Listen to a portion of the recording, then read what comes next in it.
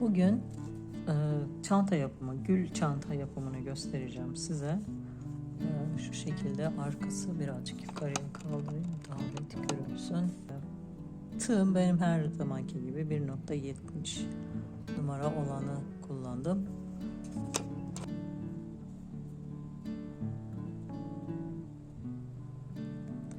Burada 3 tane zincirimiz var. Sihirli halkamızda 3 zincirle başlıyoruz. Buraya 12 tane ikili trabzan yapacağız. Sihirli halkayla birlikte 12 tane olacak. Pardon, zincirle birlikte 12 tane olacak.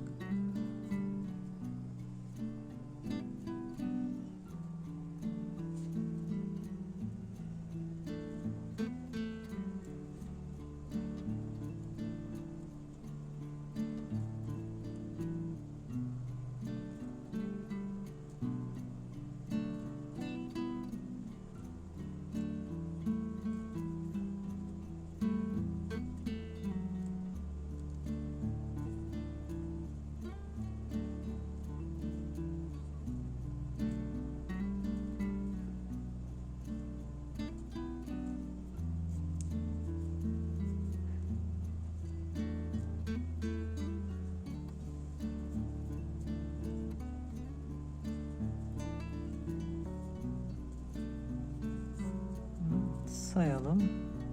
1, 2, 3, 4 tane yapmışız.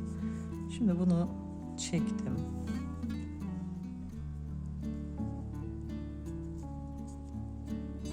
Burayı kapattık. Buradaki zincirimizin tam tepe noktasından ilmek kaydırması yapacağız. Bu 3 tane çekmiştik. Üçüncünün tepe noktasından ilmek kaydırmayla kapattık. Şimdi bizim burada sürekli çoğalabilirsiniz. Hiç her zaman burada biz 3 zincirle başlıyoruz. Tam şu zincirimizin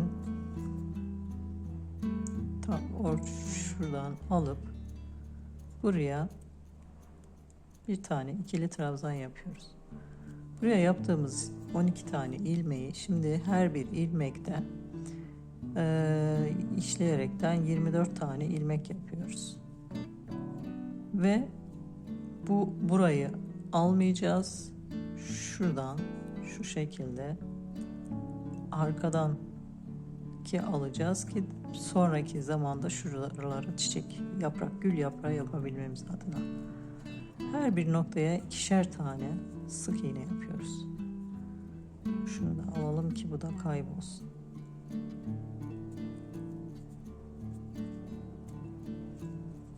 Şöyle gösterelim. Aynı noktaya ikişer tane, bakın buradan almıyoruz.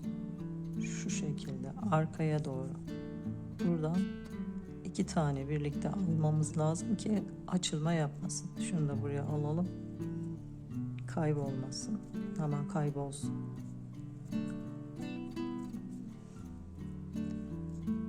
Her bir imle çok sık yapmadan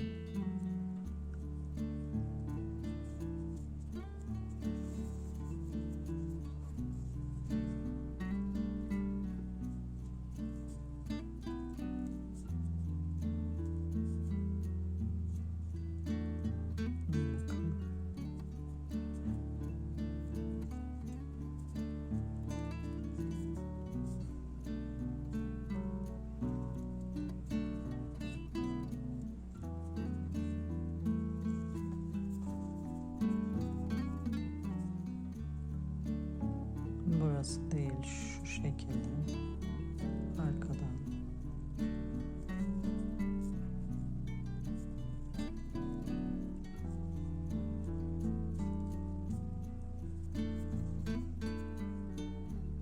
burası değil, şöyle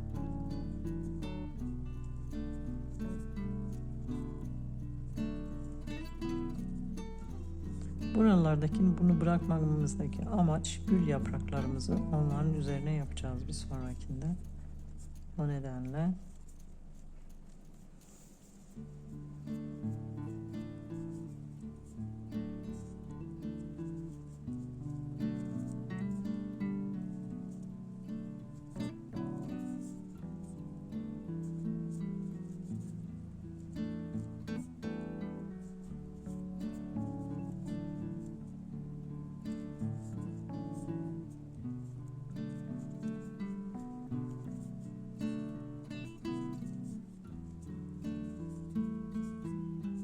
Evet, sonuna geldik.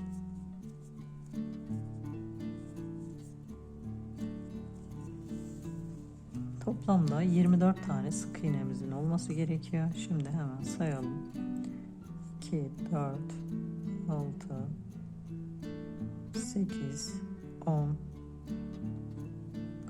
2, 4, 6, 8, 10, 12, 14, 16, 18, 20, 22, 24 tane oldu. Her seferinde başta da söylemiştim. Buradaki 3. zincirimizin tepe noktasından ilmek kaydırmayla kapatıyoruz.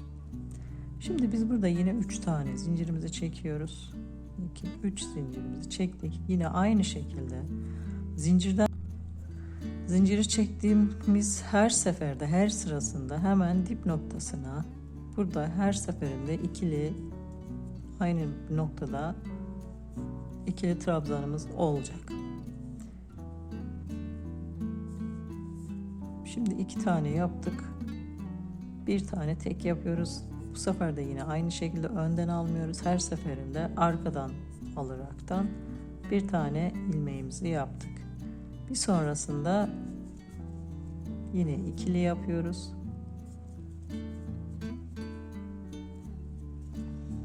İki çift bir tek olacak. Böyle 2 çift bir tek. Buradan almıyoruz. Şu şekilde alıyoruz. Bütün sıra boyunca bu şekilde örülecek.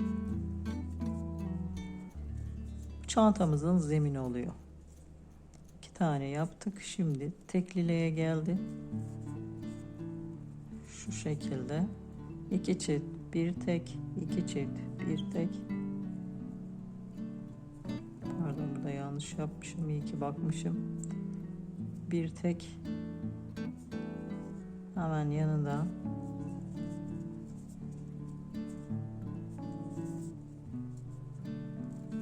iki çift. Evet, şimdi oldu. 2 çift bir tek, 2 çift bir tek. Bu şekilde devam edeceğiz. Hatalı örülürse denk gelmez sonra çiçeklerimiz. O yüzden dikkat etmekte fayda var.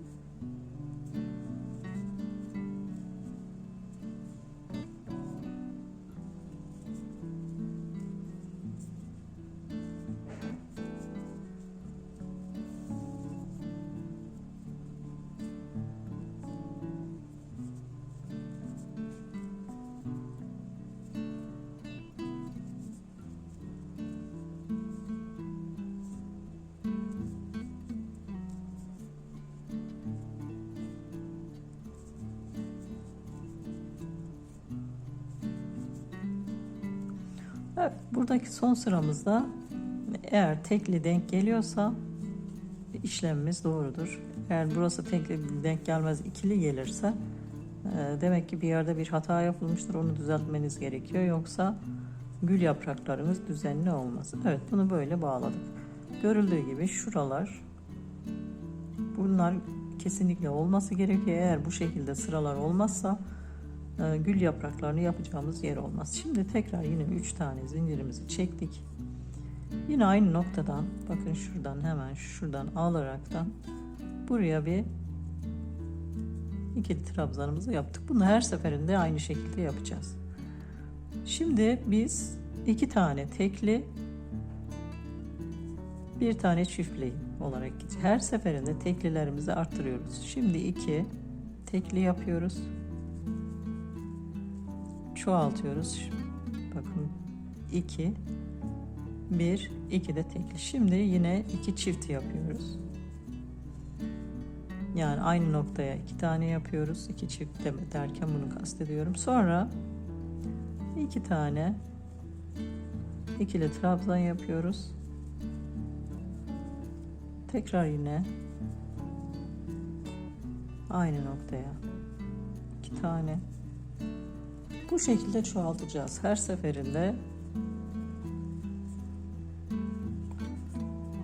Her seferinde sayılı 2 teklileri arttırmamız gerekiyor.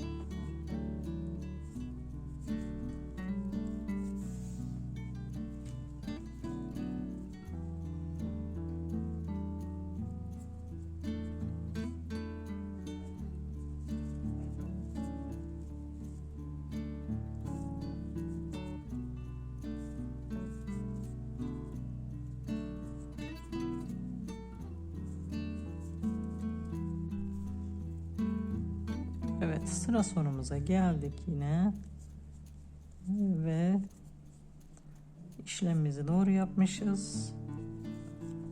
Aynı noktaya 2 tane sık iğne trabzanımızı yaptık. İkili trabzanımızı buraya da başta da söylediğim gibi her seferinde tekliler denk gelmesi gerekiyor. Eğer gelmiyorsa bilin ki örgünüzde hata vardır. Bakın, arkadan almamızdaki sebep şu sıraları, bunlar her seferinde bu sıralar olacak ki buralara gül yaprakları yapacağız. Şimdi yine aynı şekilde 3. zincirimizin tepe noktasından ilmek kaydırmayla topladık. Şimdi yine aynı 1, 2, 3 zincirimizi çektik burada. Yine aynı şekilde tam şu zincirimizin önünden buradan aldık ve buraya çift olan ikili trabzanımızı yapmış olduk. Şimdi burada az önce birli yapmıştık, ikili yaptık, üçlü yaptık. Burası kaçıncı sıramız oluyor? 1, 2, 3, 4. 1, 2, 3, 4. 5. sırada 3 tane ikili olacak.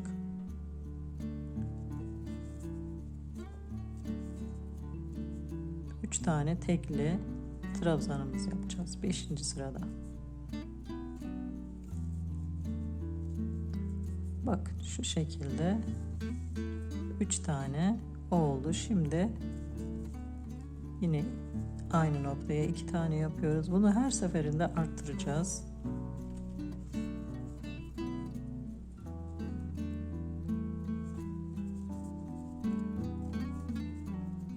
Yine aynı şekilde bakın buradan değil şu şekilde arkadan 2 tane alıyoruz ki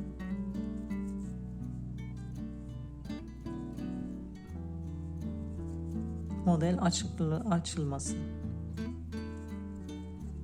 Modelleri yaparken açılma yaparsa sırası kayar ve güzel durmaz.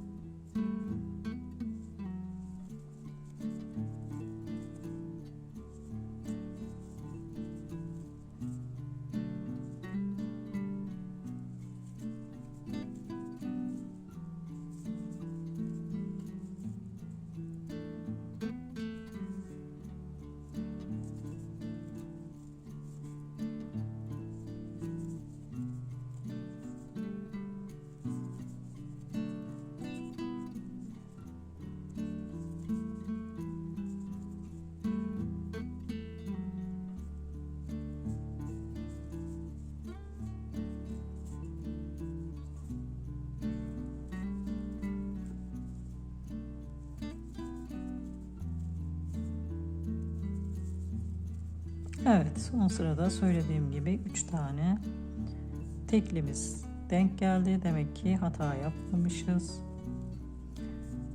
Yine aynı şekilde 3.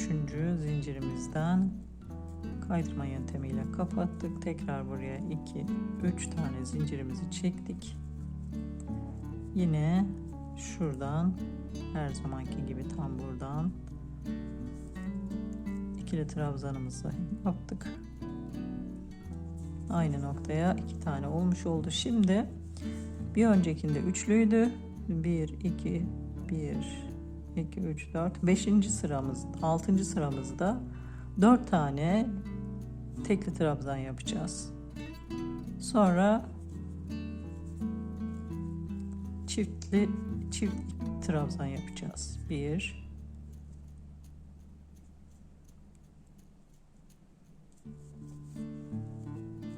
2 3 ve 4. Evet, bakın şu şekilde. Burası yine her zamanki gibi 2 1 2 3 4 yaptık. Yine hemen yanına yine aynı noktaya 2 trabzan yapıyoruz. Bunu buralardan çoğaltmış oluyoruz bu şekilde. Şöyle göstereyim. 1 2 trabzan, 1 2 3 4 tane tekli ve yine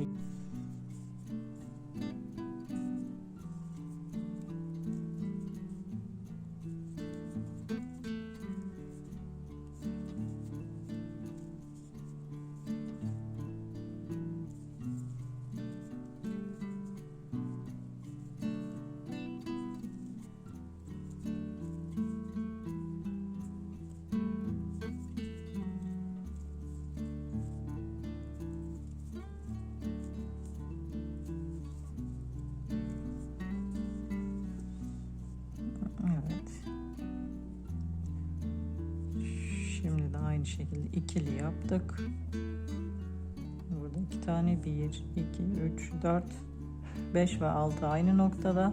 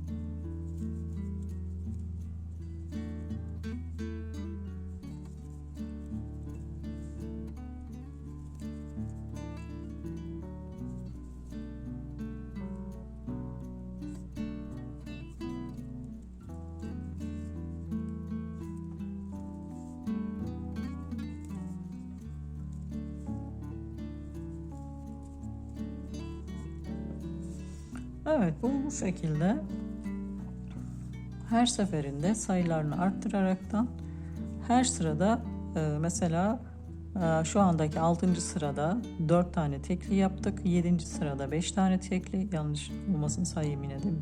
1. sıra 2, 3, 4, 5, 6 evet. 6. sırada dörtlü. 7. sırada 5'li tek. 8. sırada 6'lı tek. 9. sırada 7'li tek. 10. sırada 8 tane tekli yapıp 10. sıra olana kadar devam edeceğiz. En son bu şekilde buralardan arttırıyoruz ve aralarda her sırada birer birer teklileri arttıraraktan 10. sıraya kadar devam edeceğiz. Üzere. Toplamda burası 10 sıra oluyor ve 19 santim eninde olacak. Birinci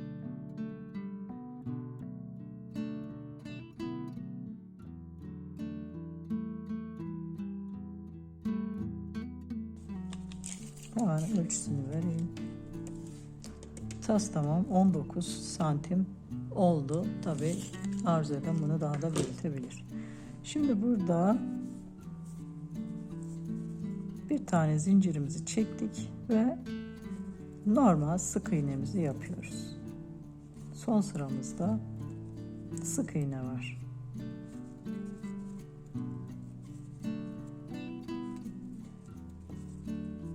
Bu şekilde bütün çevresini sık iğne yaparaktan sonlandırıyoruz. İpliğim de burada bitti benim. Şimdi bu ip burayı kapatacağım. Bunu kapatmak için de şurada bir tane zincir çekmiştik başlangıçta. Oradan ilmeğimizi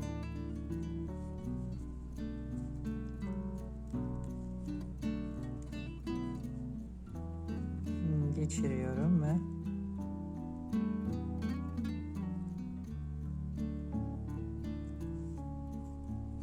buraya bir zincir çektim. Bu şekilde yapıldığı zaman daha temiz oluyor ve belli de olmuyor. Şimdi bunu burada ipliğimizi yok etmemiz gerekiyor.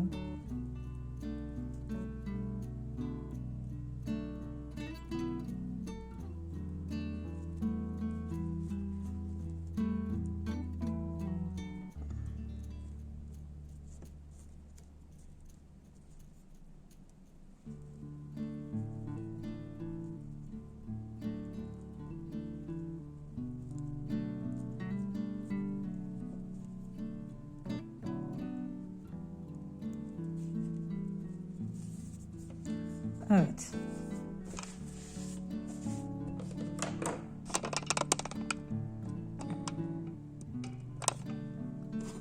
Şimdi bir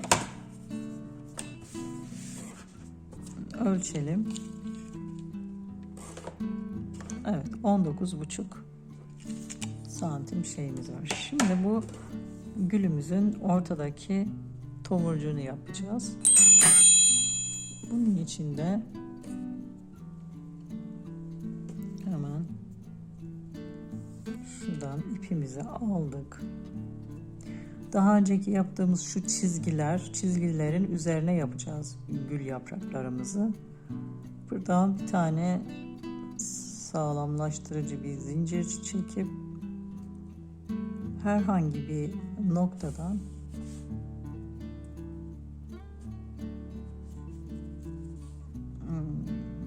ilmeğimizi alıyoruz.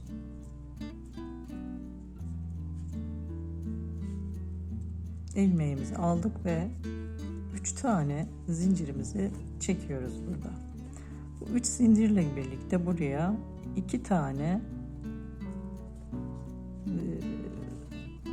ikili trabzan yapıyoruz ve zincirlikle birlikte toplamda 3 tane dolgumuz olacak burada. 3 tane ikili trabzanımız olacak. Bir, hemen bir yanındaki şu yanındaki çizgimizden ben buradan bir parça da alıyorum ki daha sağlam olsun diye şu ipliğimizi de buradan yok edelim. Yine buraya 3 tane ikili trabzan yapıyoruz. 2 ve 3. Toplamda burada şu şekilde 6 tane 1 ve 2 6 tane ikili trabzanlarımız olacak.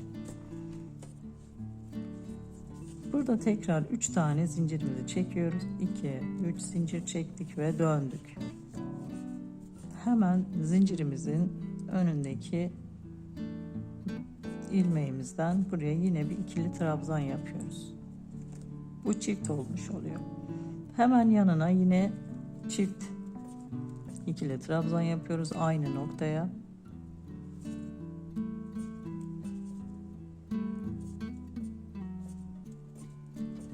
Daha toplamda burada 12 tane ikili trabzanımız olacak. Her bir ilmeğe ikişer tane çift ikili trabzan yapacağız.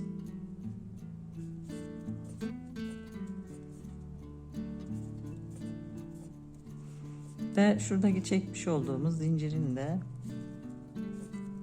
ortasından yine aynı şekilde ikili trabzanımızı yaptık. Evet. Model ilk tomurcuğumuz bu şekilde oluyor. Şöyle göstereyim. Şimdi bunu yaptıktan sonra bunu birleştirme noktamız var. Hemen şuradaki çizgimizin bu şeyin bitiminden sonra hemen önünde olan çizgiden 1 2 3 4 5. çizgiden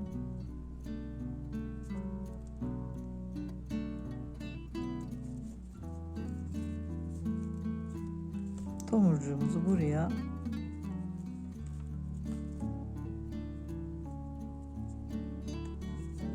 kaydırma yöntemiyle bağlıyoruz. Burada şu şekilde göstereyim. 1 2 3 4 5. de burada bir tane zincir çekiyoruz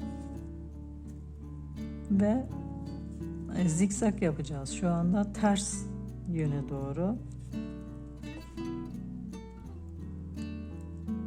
sık iğne yapıyoruz. Her bir ilmeğin üstüne sık iğne.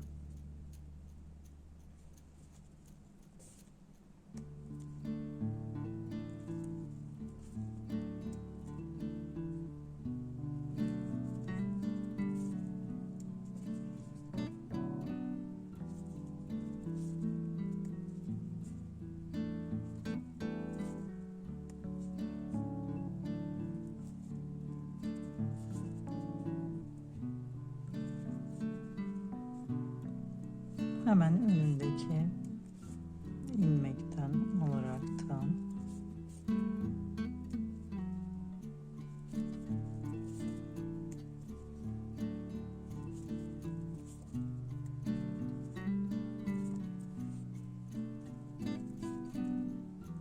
sık iğnemizi yaptık ve yine buradan sayıyoruz. Modelimizin bitiş noktasından 1 2 3 4 5 tane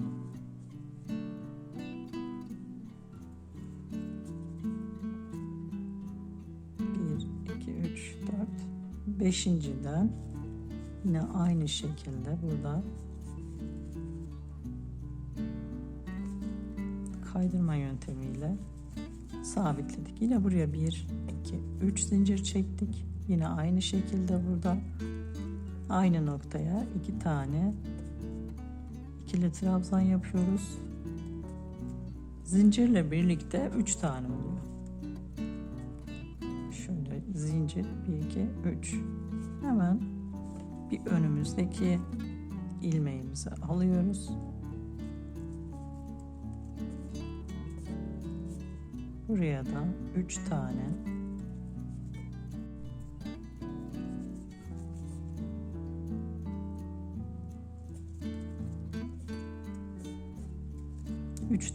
yine aynı noktaya trabzanlarımızı yapıyoruz ve toplamda 6 tane oluyor. Burada 3 tane zincirimizi çektik yine aynı şekilde ve örgümüzü döndürüyoruz. Hemen bir önünden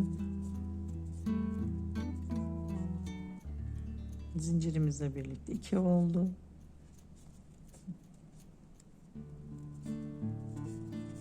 Yine aynı noktaya çift trabzanlarımızı yapıyoruz. Bütün modellerimiz boyunca ikinci sıradaki tomurcuklar, yapraklarımızda ikinci sıradaki trabzanlarımız hep çift olacak.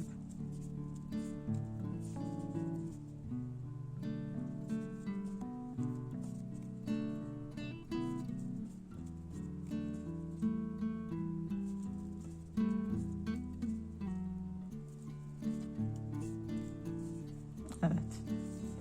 Şimdi tekrar burada sayıyoruz yine 1 2 3 dördüncü ilmekten kaydırma yöntemini bunu buraya bağladık. Şu şekilde yapalım. 1 2 3 dördüncüden yine bir tane zincirimizi çektik. Ve yine aynı şekilde sık iğnemizi yapıyoruz.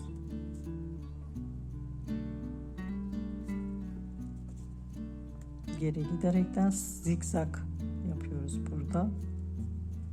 Bu modeli yaptıkça buranın görünürlüğü daha da belli olacak, daha bir güzelliğini göreceksiniz.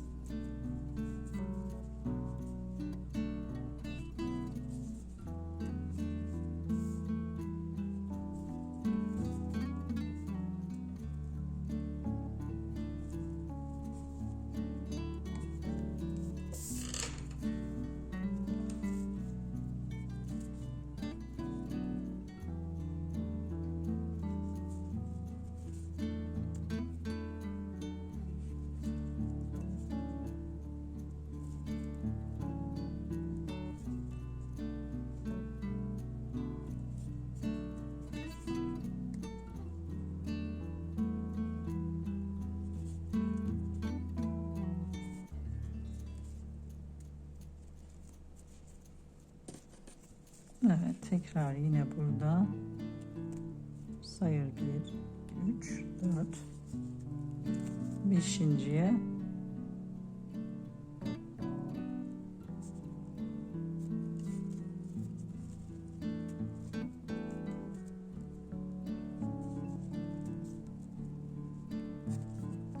buraya bağladık.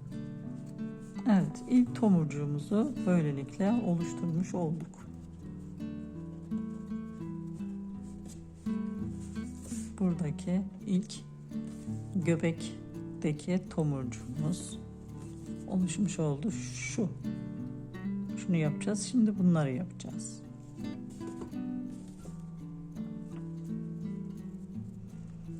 Buraya bağladıktan sonra 3 tane zincir çekiyoruz. 1 2 3 zincirimizi çektik. Bir sonraki sıraya geçiyoruz. Şimdi ikinci sıramıza geçeceğiz. Şu çizgideki yerlere geçiyoruz.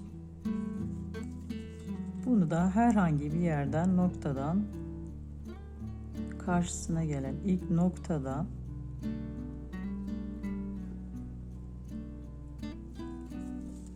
bunu buraya kaydırıyoruz. Bir üst sıraya geçiyoruz daha doğrusu. Burada da yine aynı şekilde 3 tane zincirimizi çekiyoruz yine. 1 2 3. Yine aynı, az öncekinin aynısını yapacağız. Zincirle birlikte 3 tane trabzanımız olacak burada da.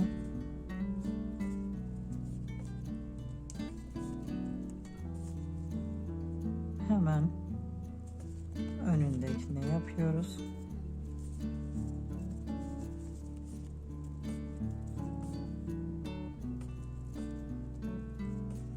Bundan sonraki gül yapraklarımız 9'ar tane trabzan olacak. Bir önündekinden yine aynı şekilde aldık.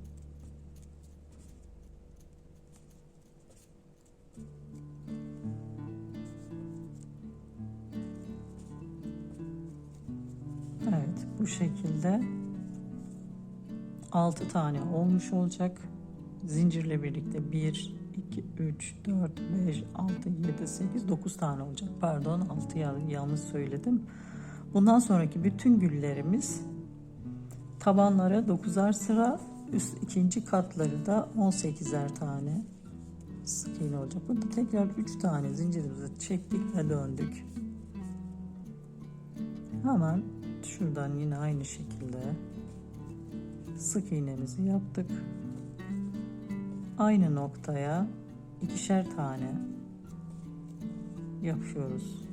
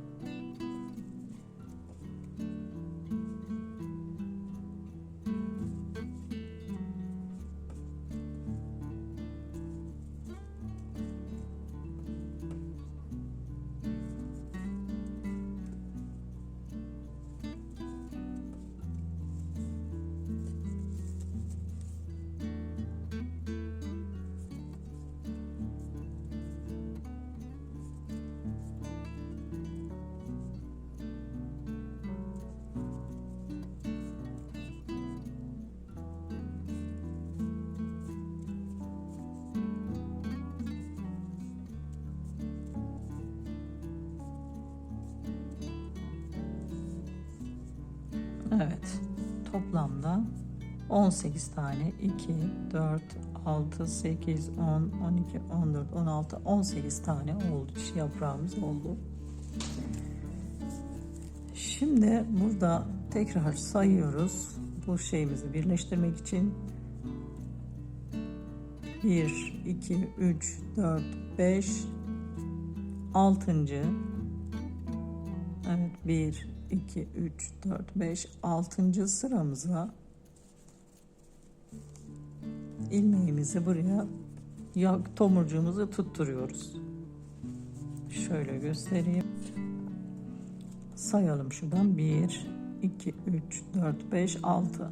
Tam 6. sıradan kaydırma yöntemiyle tutturduk. Yine zincirimizi çekiyoruz ve yine zikzak yapacağız. Tomurcuğumuzun üstüne, yaprağımızın üstüne sık iğne yaparaktan, ters sık iğne yaparaktan buraya zikzak yapıyoruz.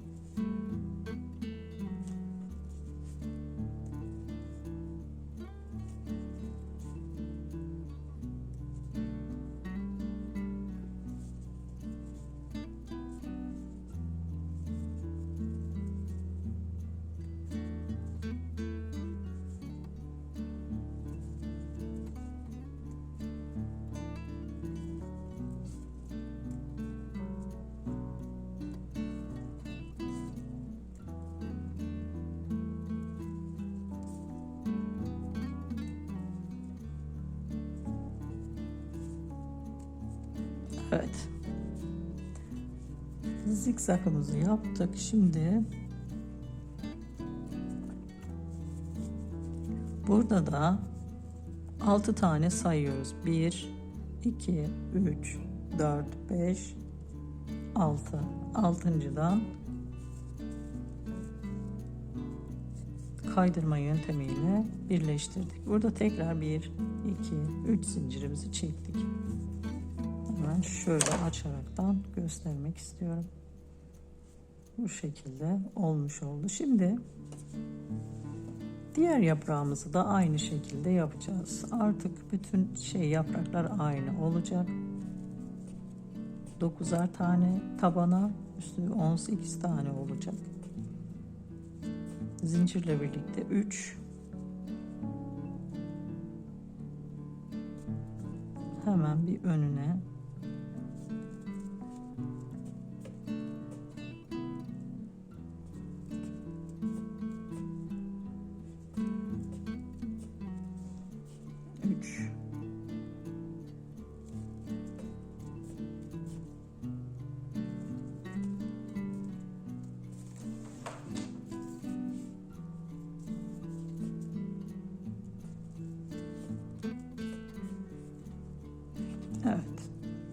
3 3 6 9 tane trabzanımız oldu. Şimdi yine her zaman 3 tane zincir. Başlangıçta ikinci kata bir üste çıkarken her seferinde 3 zincirimizi sabit bir şekilde çekiyoruz. Bu rakam değişmiyor. İkinci sıralar hep aynı noktaya çifter trabzan.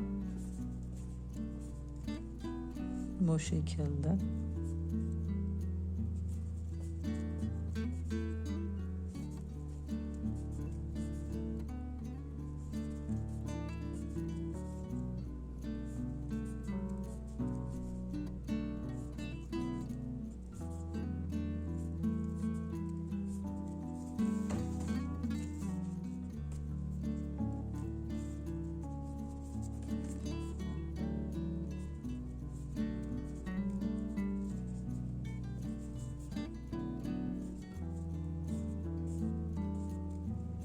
Daha önce başında da söylediğim gibi bu modeli daha büyük yapmak için sırayı daha fazla yapılabilir. Ben 19 yaptım. Siz bunu 30'da yapabilirsiniz.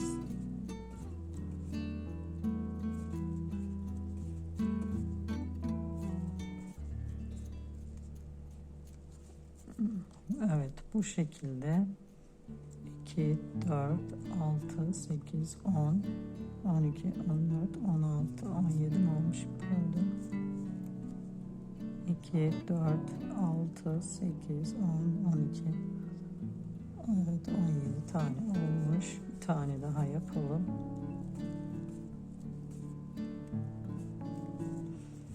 On 18 oldu. Şimdi yine buradan sayıyoruz. Tam şuradan 1, 2, 3, 4, 5. 6. tam diğer gülümüzün tabanına geliyor.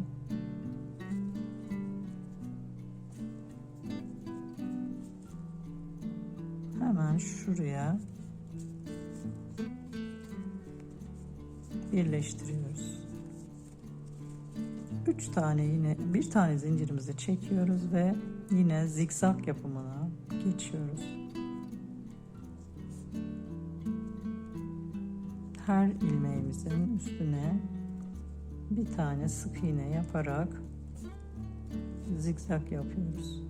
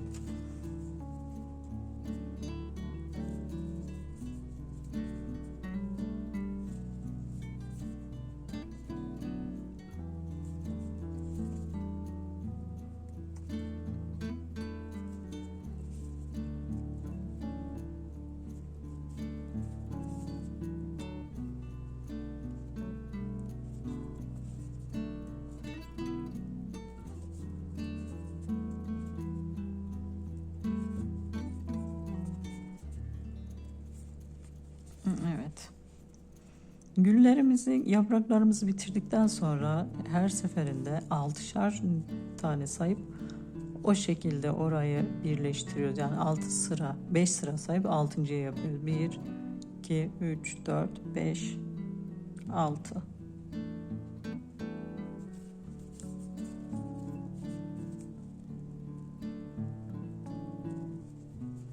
Tutturduk. Yine 3 tane zincirimizi çektik. Yine aynı noktaya 2 tane trabzanımızı yapıyoruz ve zincirle birlikte 3 tane oluyor. Hemen şu önündeki çizgimize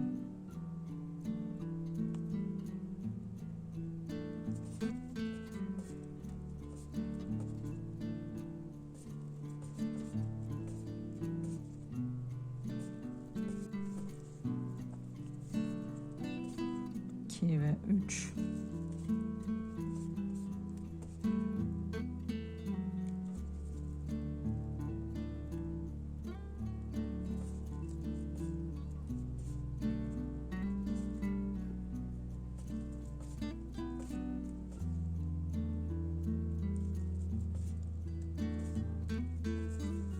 3 tane zincirimizi çektik. 1 2 3 zincirimizi çektik ve döndük.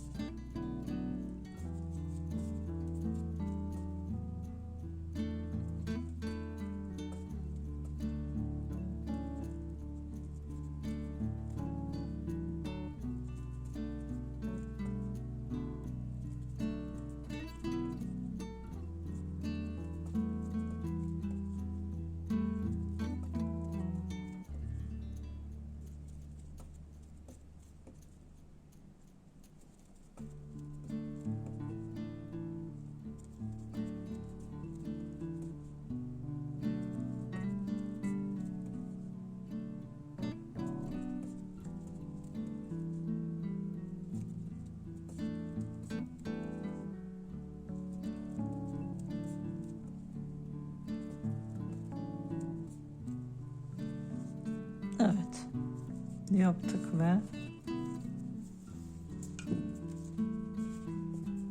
yine sayıyoruz buradan. 1 2 3 4 5 6.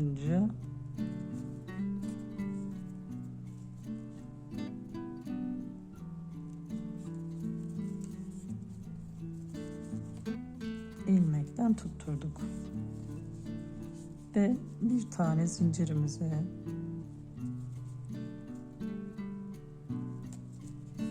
bir zincirimizi çektik. Yine aynı şekilde zikzak yapmaya devam ediyoruz. Bütün modellerimiz aynı.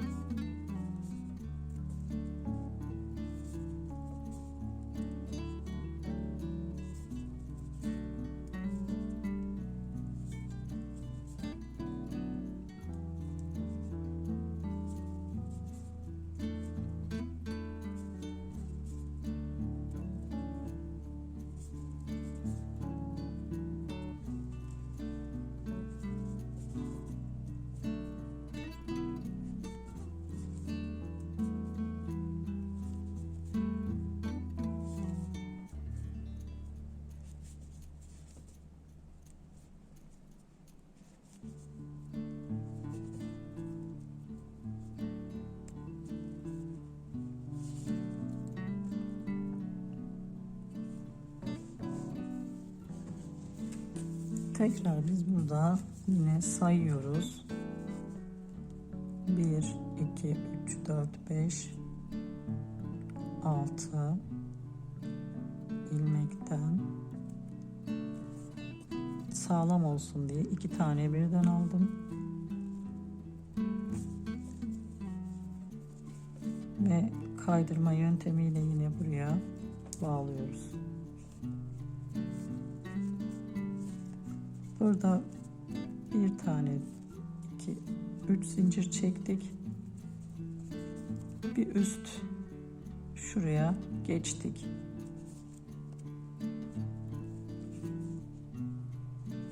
Üçüncü sıraya geçiyoruz. Tekrar burada bir zincir, 3 zincir çektik. Şöyle göstereyim.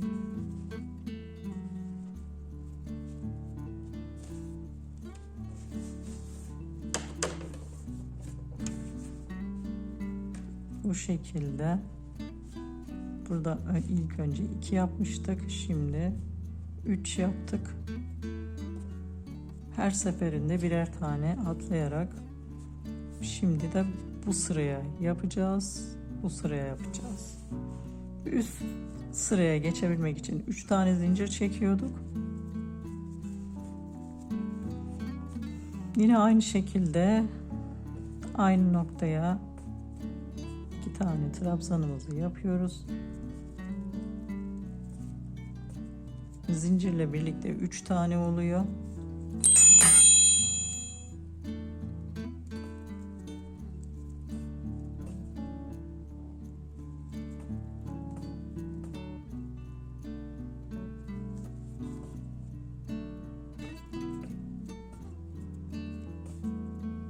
Ve 3 oldu. Yine ben buradan bir ilmek daha alıyorum ki kaymasın, açılmasın modeller diye.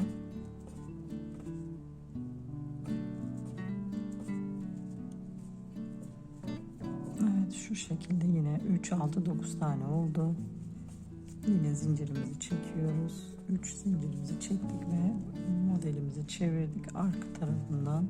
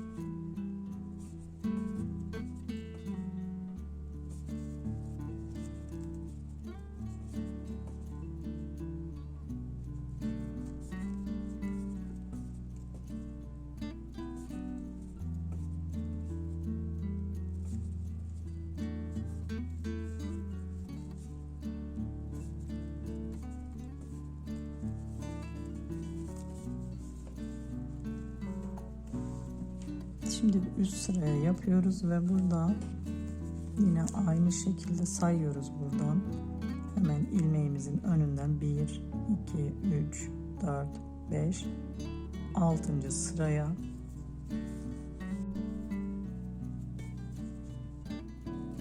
saydık. 1, 2,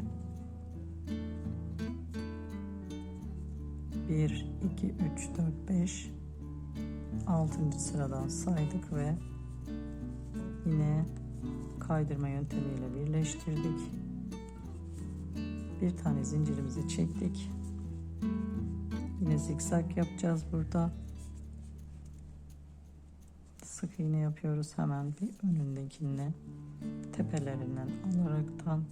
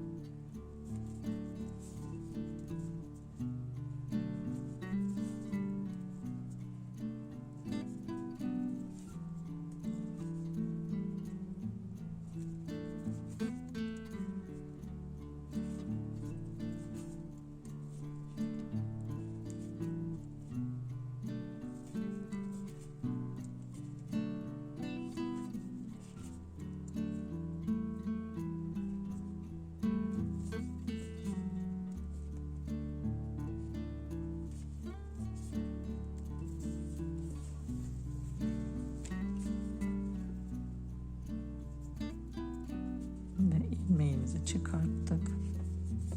Yine aynı sıradan sayıyoruz. 1, 2, 3, 4, 5, 6.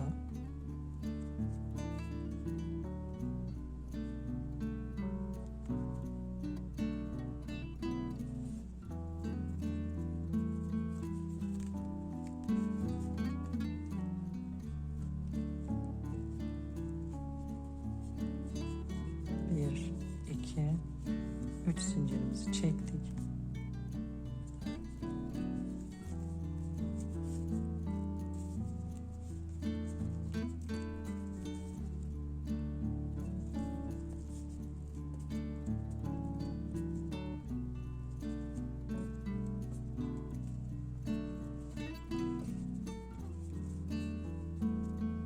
elimde toparlandığı için belki modelin şekli bozulabilir ama bu daha sonra, örüm bittikten sonra kendiliğinden düzelecektir. İyi ki.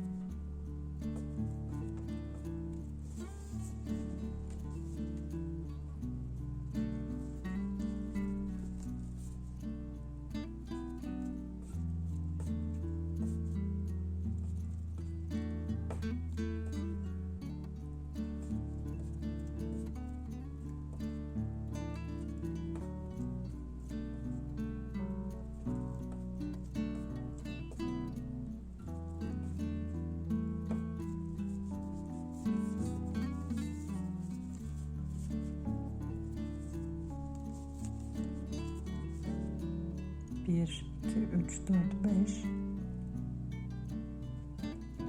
altı,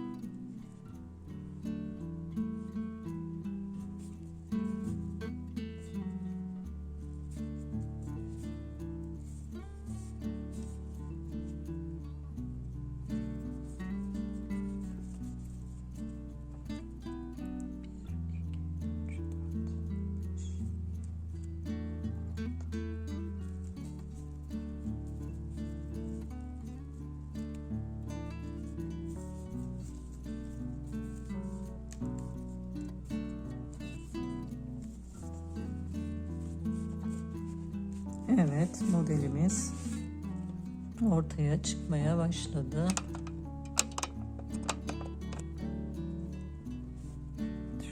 Aynen bu şekilde.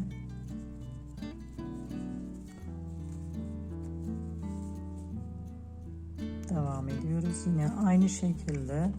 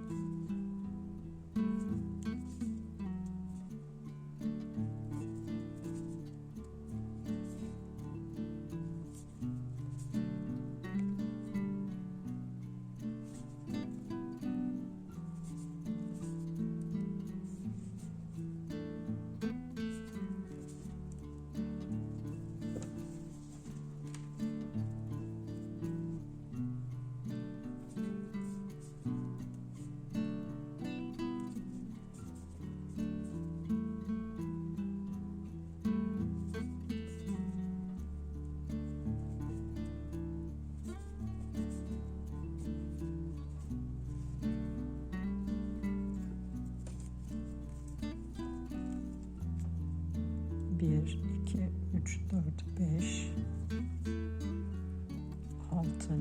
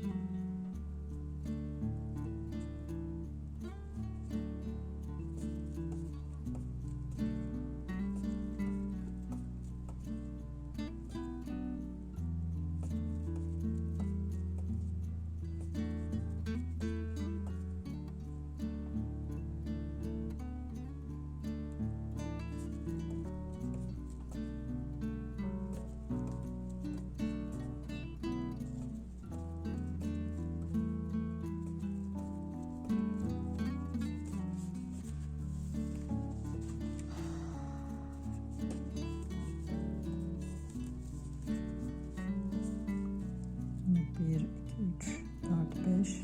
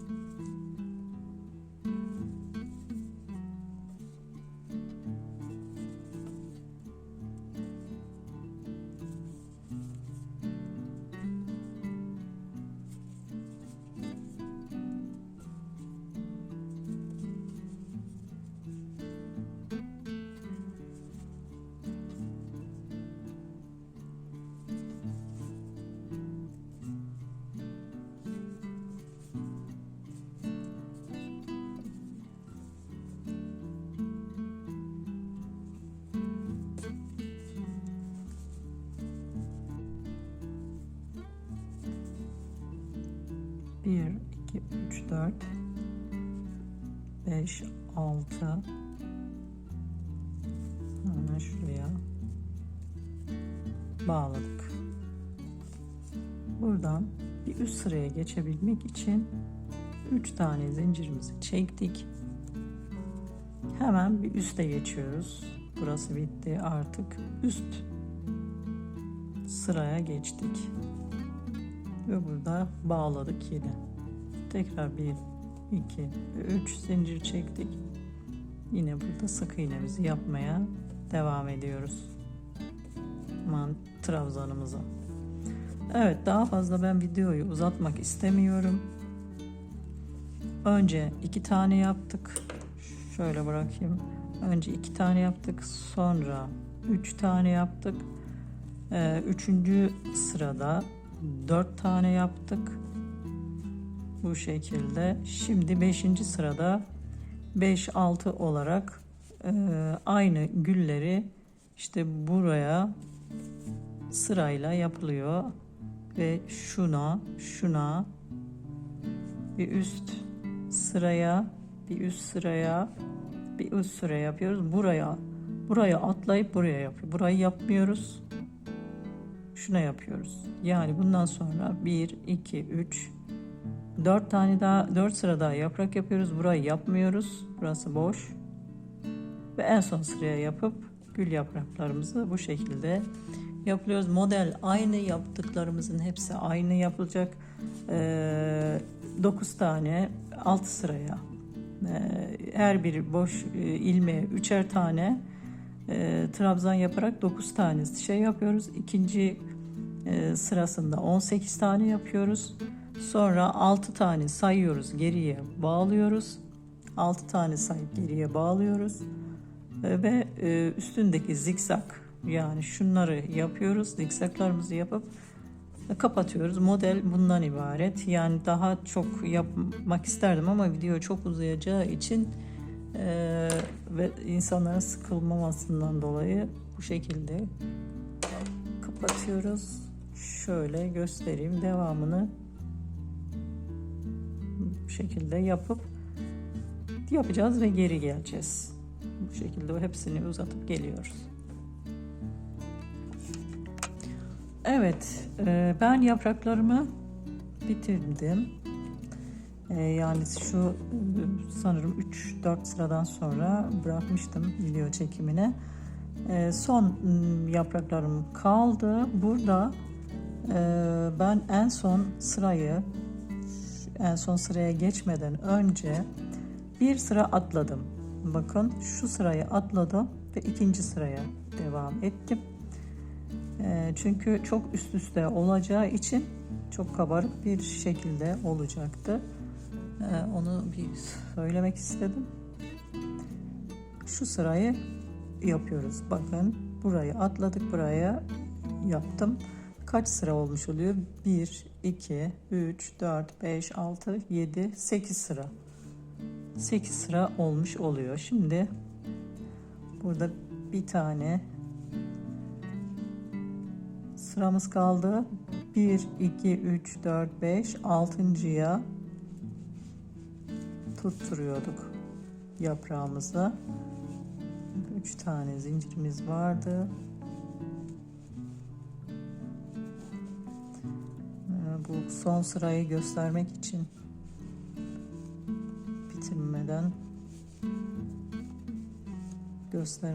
bitirmeden şey yaptım. Çekimine devam ediyorum. Burada 3 tane ikili trabzanımız vardı. Toplamda 9 tane olacaktı.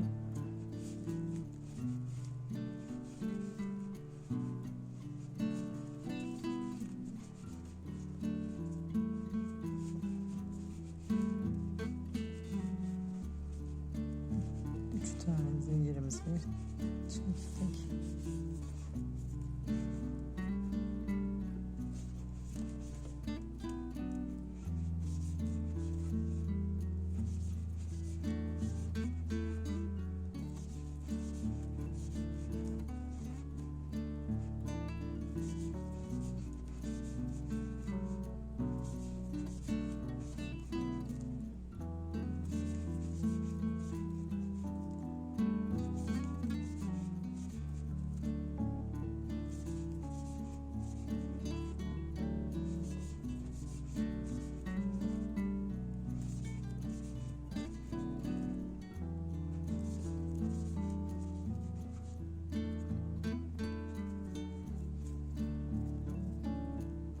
dalgınlığıma geldi.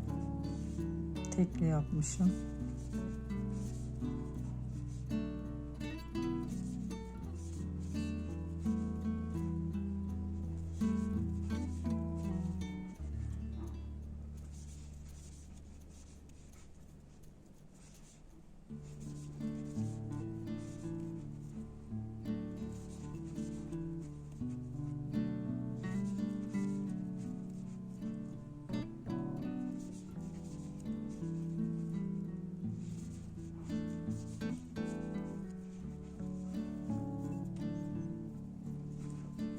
Evet, burada tekrar sayıyorduk.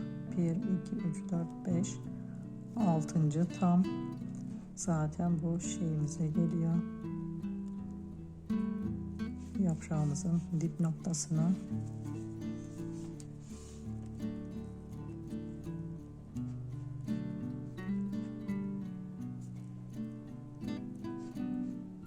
Kaydırmayla tutturduk ve bir tane zincirimizi çektik. Zikzak yapıyoruz.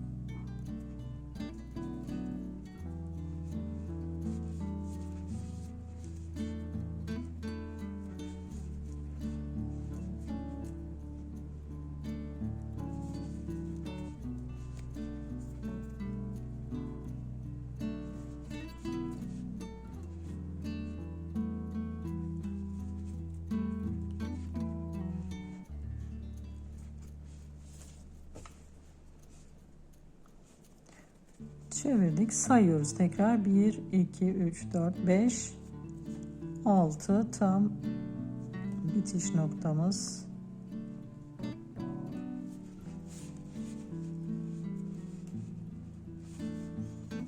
Bu şekilde tamamlamış olduk.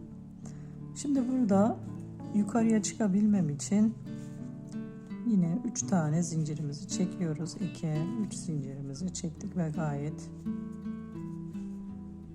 rahat oldu. Burada yine kaydırma yaptık. Ve bu sıraya birazcık yukarıya kulpumuzu yapacağımız yere kadar kaydırma yapıyoruz.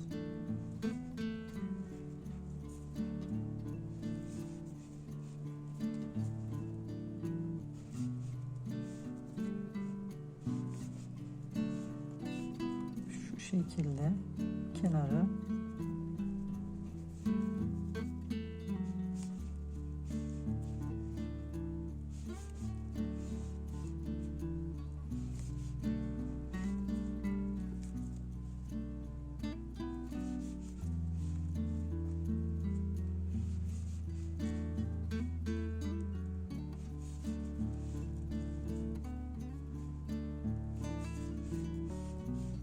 ipim bitene kadar ben devam etmek istiyorum.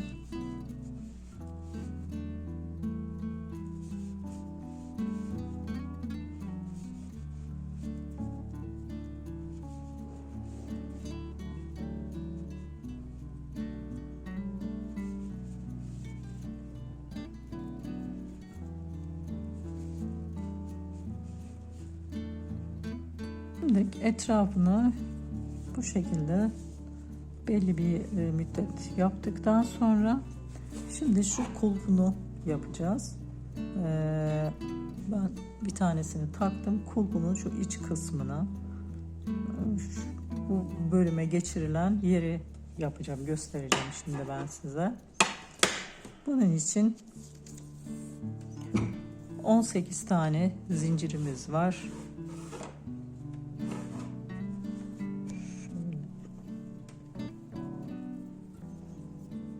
Benim ipim ince olduğu için 18 tane yapacağım.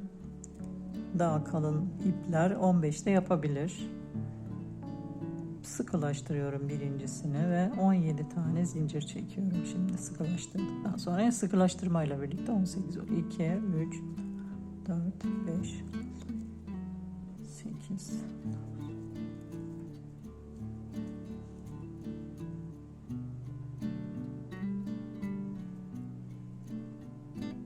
13, 14, 15, 16, 17, 18 tane yaptım. Şimdi hemen üstünden birinciyi yapmayıp ikinciden sık iğne yapıyoruz. Sıra sonuna kadar.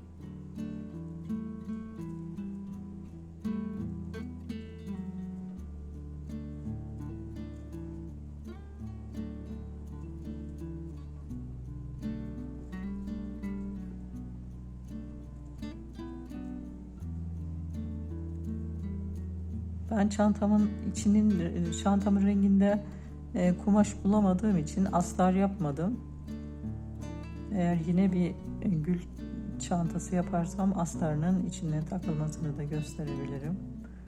Şu an için gösteremiyorum. Çünkü aynı renk de bulamadım. Farklı renklerde yapmak istemedim. Evet, sonuna geldik. Toplamda burada 17 tane sık iğne oluyor. Bir tane zincir çektik. Sayıyorum: 1, 2, 3, 4, 5, 6, 7, 8, 11, 12, 13, 14, 15, 16, 17 tane sık iğnemiz oldu. Şimdi bir zincir çektik ve döndük. Hemen önüne buradan arttırım yapacağız. Bir tane, aynı noktaya 2 tane sık iğne yaparaktan arttırımımızı yapmış olduk ve sıra sonuna kadar yine sık iğnemizi yapmaya devam ediyoruz.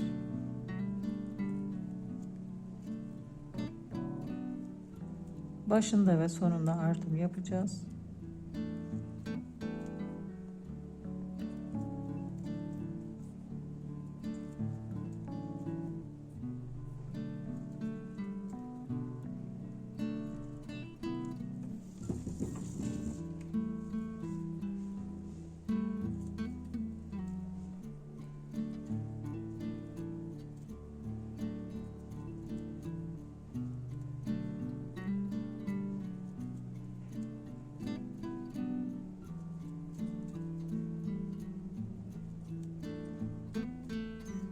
Evet, buraya 2 tane sık iğne yaptık ve yine bir zincir çekip dönüyoruz.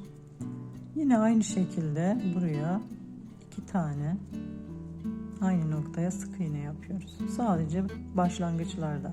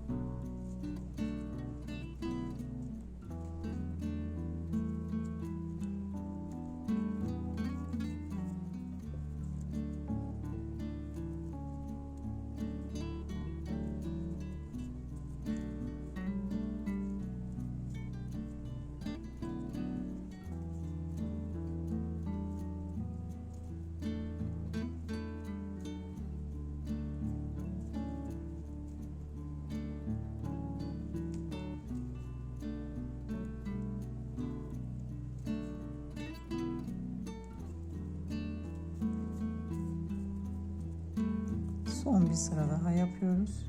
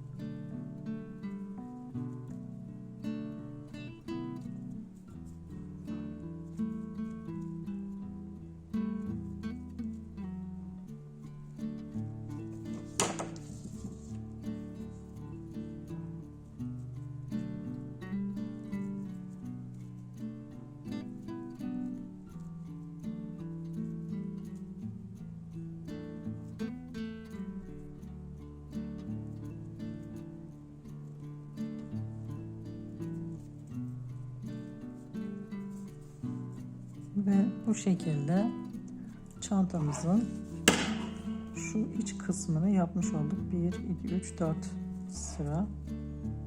Evet, şöyle. Aynen, ölçüleri tam oldu.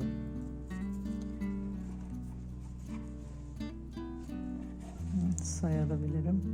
2, 3, 4, 5, 8, 9, 10, 11, 12, 13, 14, 15, 16, 17, 18, 19, 20. 25 tane. Kaç olmuş? 2, 6, 8, 10, 12, 14, 16, 18, 20, 22, 24.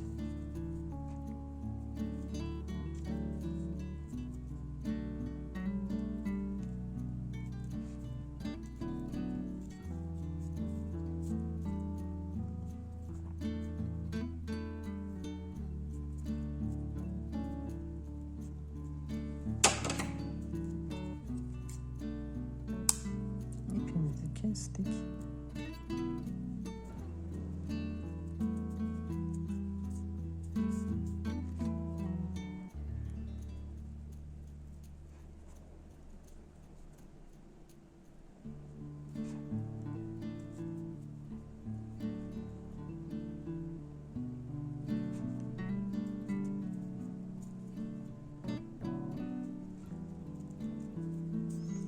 Bu iplerimizi yakmamız gerekiyor ki bu ipler merserize olduğu için çok çabuk açılma yapar.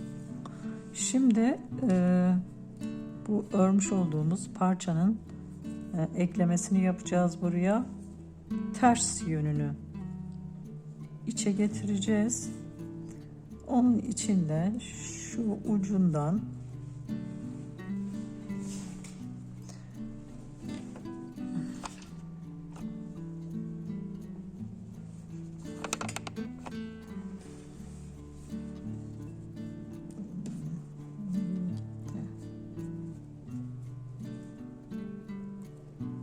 ekleme yaptığım için ipimde birazcık şey oldu ama tam köşesinden alacağız, şuradan.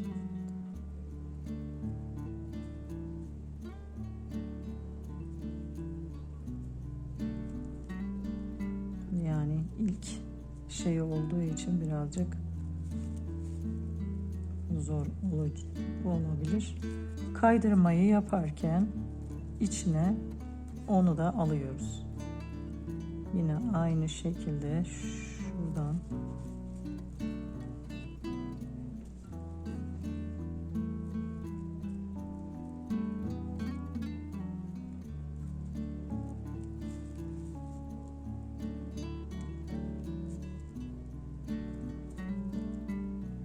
birazcık da sık örüldüğü için çok zor çıkıyor. Hemen bir tane daha.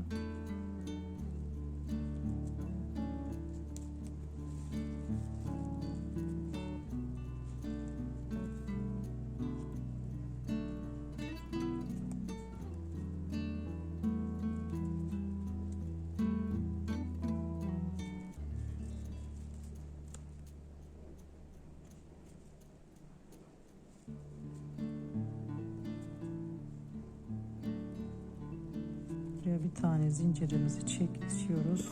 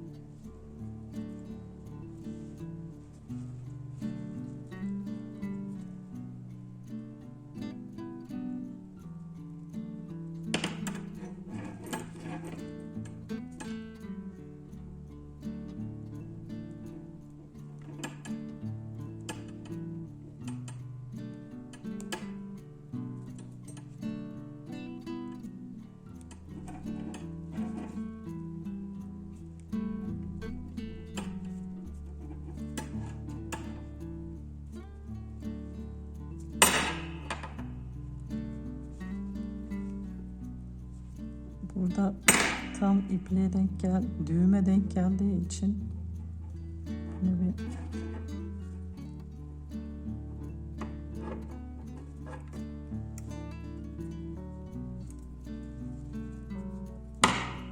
bir zorladım.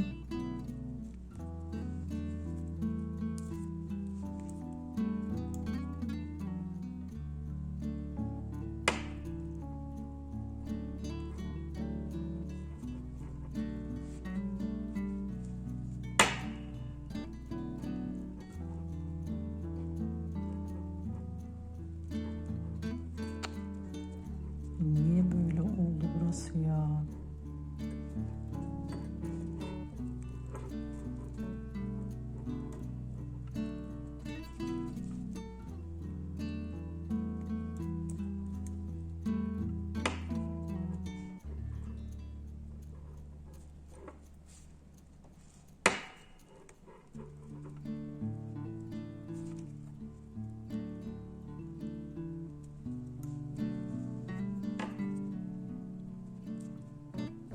Evet. Şimdi oldu galiba.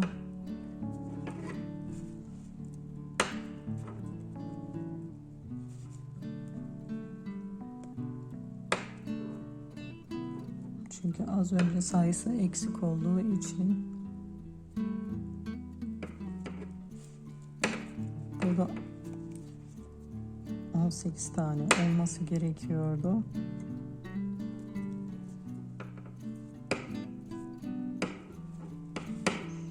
Ona ya eksik atlamışız.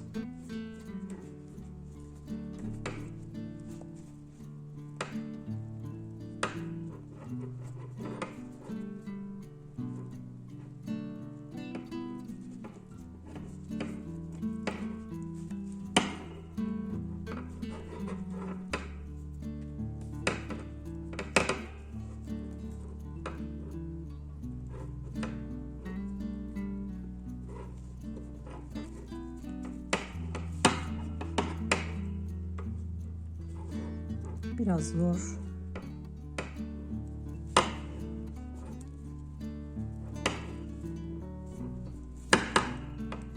O yüzden sıkı yapmakta zorlanılıyor ama kulpun sağlam olması için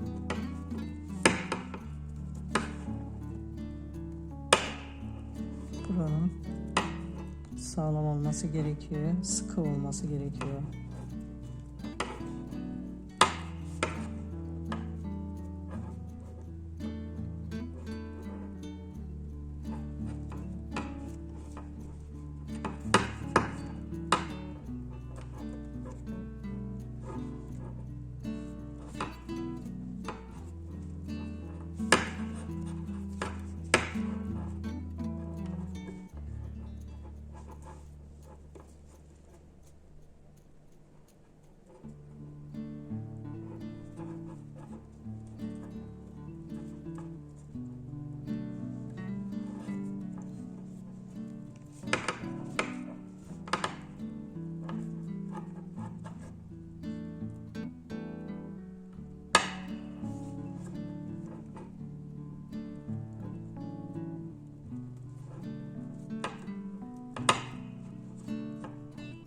Yani halkanın üstüne sık iğne yapmış oluyoruz şu an.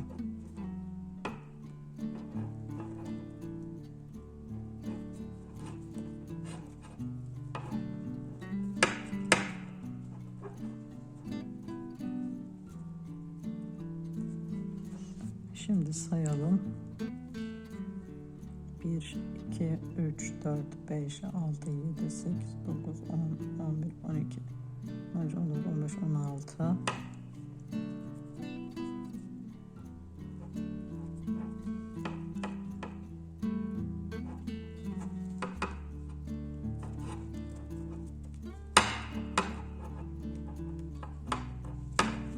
Şöyle 17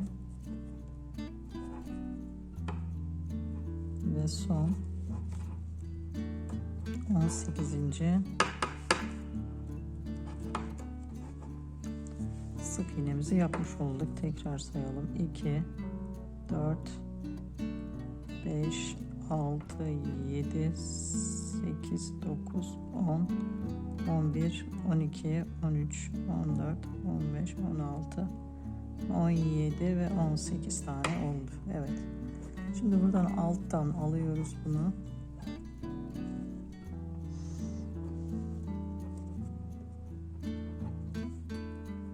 Şuraya bir zincirimizi çektik.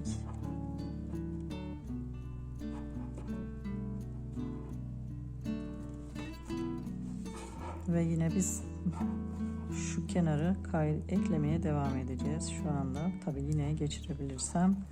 Köşe noktaları o kadar sıkı örülmüş ki bunları yaparken dikkat etmek lazım. Tığ geçmiyor.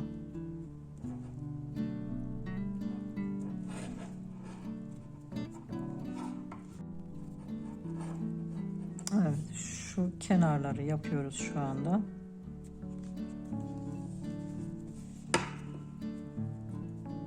Birer tane ilmekle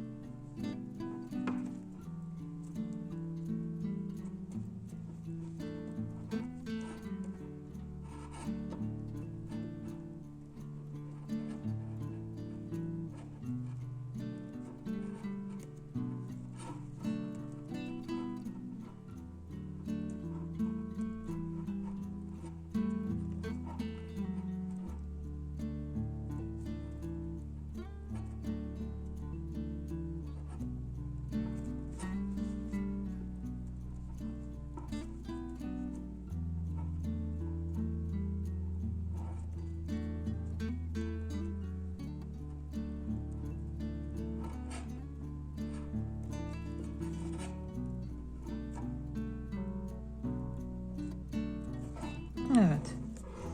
Nihayet bitebildi. 2 tane gülümüzün şeyine burayı şu iç kısmına bakın hem bu taraftan hem bu taraftan tutturmuş olduk. Biraz uğraşsak da nihayet bitti. Şimdi buraları normal kaydırma yaparaktan sıra sonuna gelmemiz gerekiyor. Kaydırma yaptığımız yerlerden diğer çantaları birlikte tutturacağız.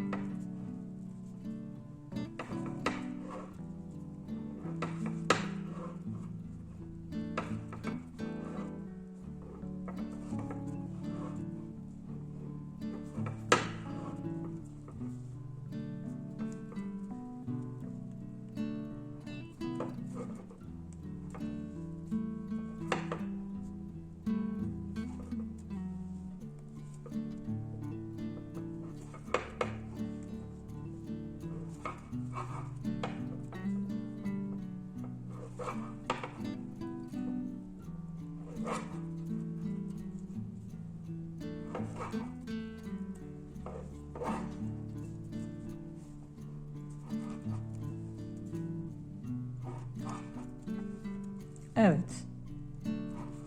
Burada sıra sonumuza geldik. Tamamen etrafını kaydırmayla bitirmiş olduk.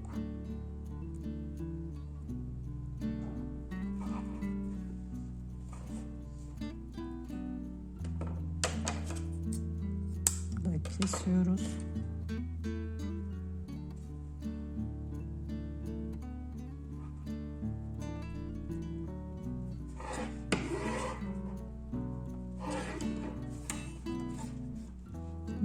Öncelikle ipimizi bir arkaya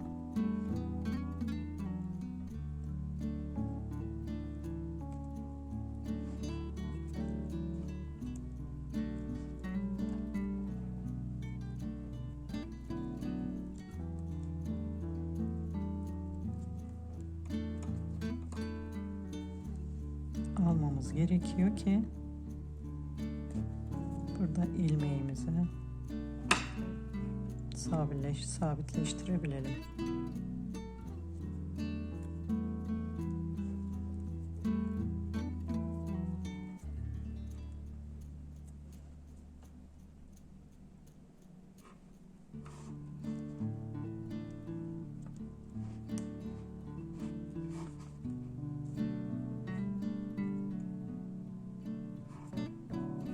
Bu iplerimizi çok sıkı yapmamız gerekiyor ki bu merserize olduğu için. Evet, şurayı kapattık. Çok çabuk sökülme ve açılma yapıyor. O yüzden bu iplerimizi çok sağlam yapmamız, düğümlerimizi çok sağlam atmamız gerekiyor. Yoksa ördüğümüz örgü sökülür. Emeğimiz boşa gitmiş olur.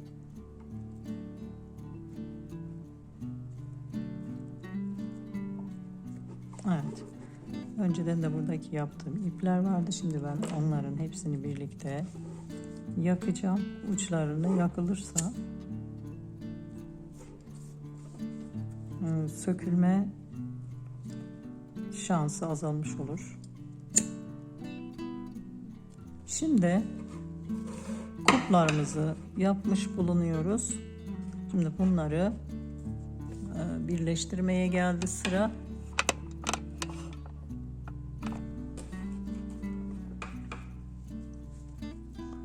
Bunun içinde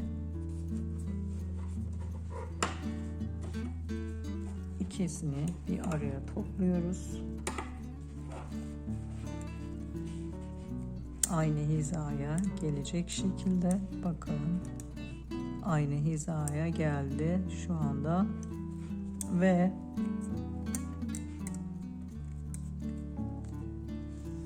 bunun buradan yaklaşık bir 3 santim falan, yani şu şekilde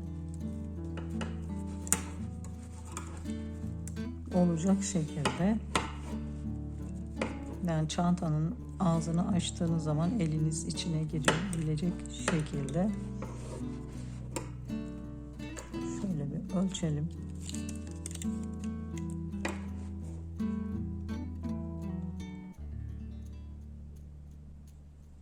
Evet, tam şu noktadan, yani 4 santim şuradan yapmak şartı ile nasıl oluyor? Tam örgümüzün uç noktasına denk geliyor.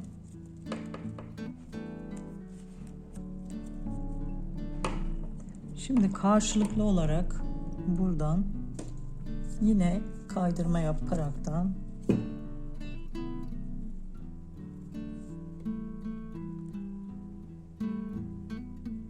bir tane zincirimizi çekiyoruz. Biz buna yine burada sağlam olabilmesi için ve ipimiz altta kalacak. Buradan bir tane aldık. Şimdi tam bunun da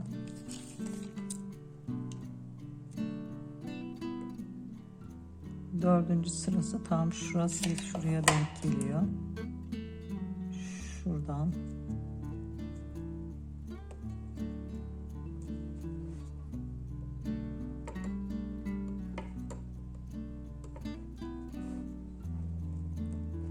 ilmeğimizi geçirdik ve biraz önceki yaptığımız gibi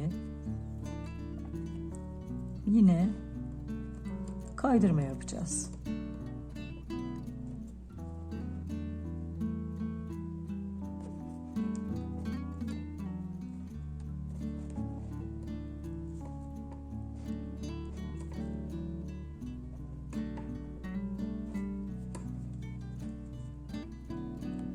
Da iplik takıldı. Alttakine.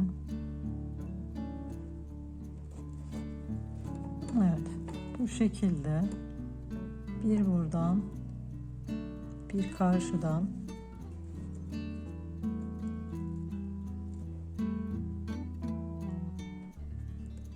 hiç sıra atlamadan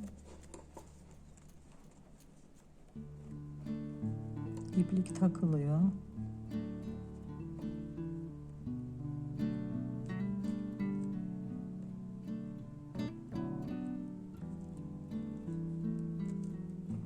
Evet. Bu şekilde kaydıraraktan bu birleştirmemizi yapacağız. Bir buradan, bir hemen karşısından.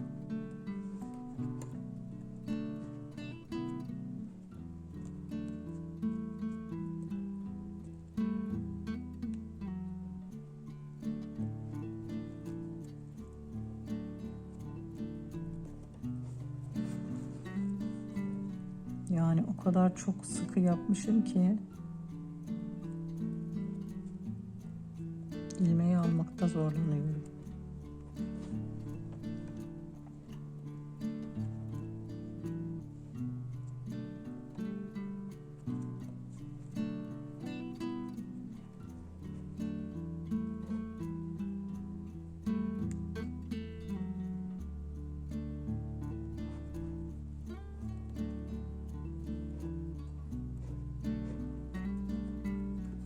Şöyle şu şekilde olacak arkadaşlar. Yani ben masanın üzerinde bunu yapmakta zorlandığım için daha fazla uzatmayacağım video çekimini. Sanırım anlatmak istediğimi anlamışsınızdır. Ne yapmaya çalıştığımı. Evet. Bakın bu şekilde. Şurası. Çantamızın kenarı böyle olması gerekiyor. Ben bunları yapıp şimdi geri geleceğim. Çünkü dediğim gibi burada masanın üzerinde yapmak zorlanıyoruz. Zor oluyor yapması.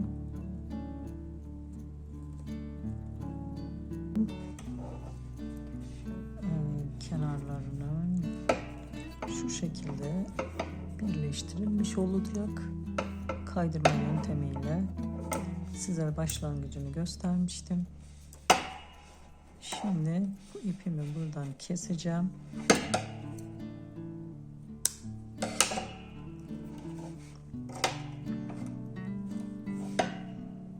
Şu bir tane zincir çekelim.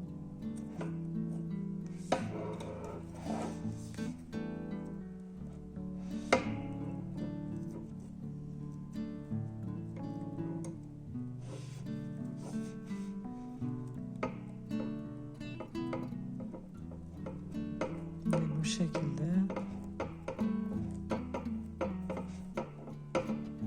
bunu ben saklayacağım. Biraz sonra onu yok ederim. Evet. Çantamız bitti.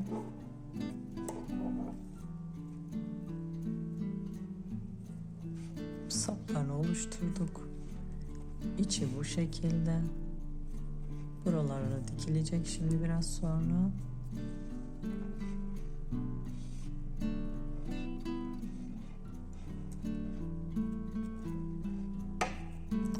Oldukça şık.